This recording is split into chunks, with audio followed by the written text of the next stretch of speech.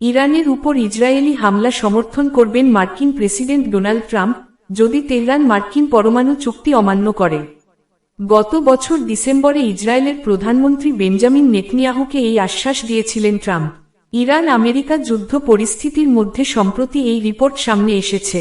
মার্কিন সংবাদমাধ্যম সিবিএস নিউজের দাবি, গত বছরের জুন মাসে 12 দিনের ইসরায়েল ইরান যুদ্ধের প্রায় 8 মাস পরেও হামলার বিষয়ে এই ধরনের আলোচনা হয়েছিল।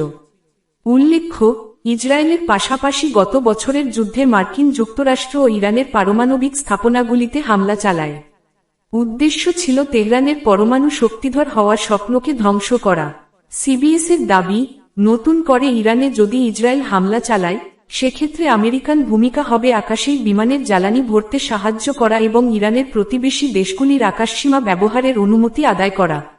যদিও একাধিক দেশ ইতিমধ্যে জানিয়ে দিয়েছে, ইরানে হামলার জন্য তারা আকাশসীমা ব্যবহার করতে দেবে না।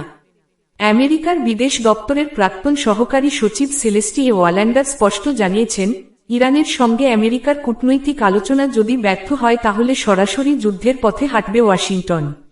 সে কারণেই ইরানের আশেপাশে ইতিমধ্যেই সামরিক সক্রিয়তা বাড়িয়েছে আমেরিকা। গুরুত্বপূর্ণ আপডেট পাওয়ার জন্য চ্যানেলটিকে সাবস্ক্রাইব করে রাখুন।